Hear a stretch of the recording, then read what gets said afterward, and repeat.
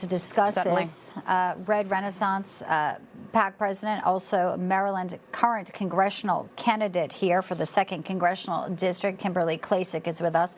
And also Larry Elder, his new book, As Goes California, My Mission to Rescue the Golden State and Save the Nation, former presidential candidate, to talk about immigration here in the United States. Welcome into you both.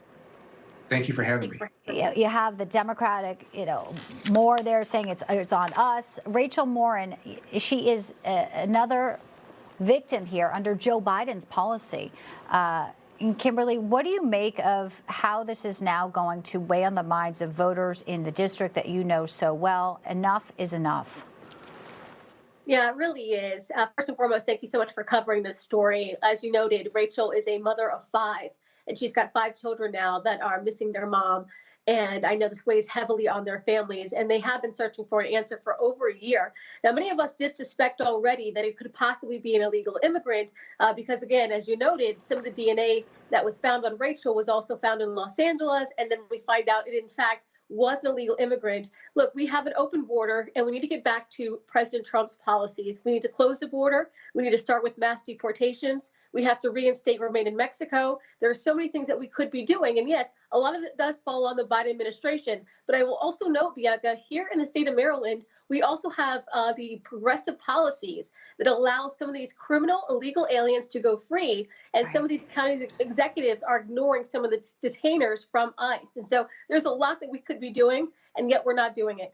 Every state's a border state. We say that, and you're right, state by state here. I want to play a little bit of what Governor Gavin Newsom had to say about the southern border, a bit of change of heart here now in lieu of all the crime and obviously the disastrous policy that's been plaguing California, your state, Larry, for years now under Biden. Let's play this.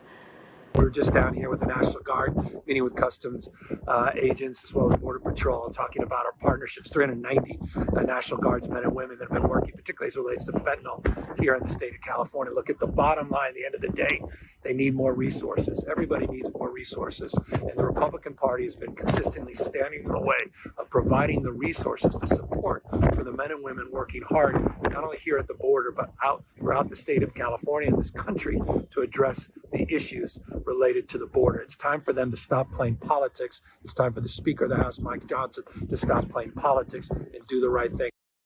I don't know how he believes the words coming out of his mouth, but, obviously maybe he's thinking he still could, have a bigger role here and looking for his presidential future. Larry, when you see them outright lying like that, your take as someone who's in California, you know what's happening really on the front lines. Well, Bianca, that's why I wrote the book, As Goes California. This man is a fraud and a phony. California is a sanctuary state. As Kim pointed out, what Biden did was to reverse the policies that were in place during the Trump administration that Border Patrol agents told me personally gave us the most secure border in their lifetime. Gavin Newsom did not criticize a single thing that Joe Biden did not criticize the reversal of the Remain in Mexico program, has not criticized the reversal of the catch and release program. He hasn't criticized anything. Now, all of a sudden, because the polls show him underwater, Gavin Newsom, even in California, he's now reversing himself and supposedly has doubled the number of National Guard agents on the border, although people on the border told me that there's been no change whatsoever. He's just a fraud and a phony. Regarding what happened in Maryland and what happened in Los Angeles with this illegal alien criminal, it is imminently predictable. Who could have thought that allowing 8 million people in the country, several of whom are criminals and on the terror watch list, would result in this kind of carnage? Who would have thought? Well, I think they know, but maybe it's the push to get more voters. Latino, Black voters hemorrhaging. Maybe they're, as we always talk about, why do they want all these people here? I wish we had more time. This is a story we're going to be continuing to cover. Kim and Larry, thank you both for your really thoughtful comments today on this tragic story unfolding in America. Thank you. Thank you.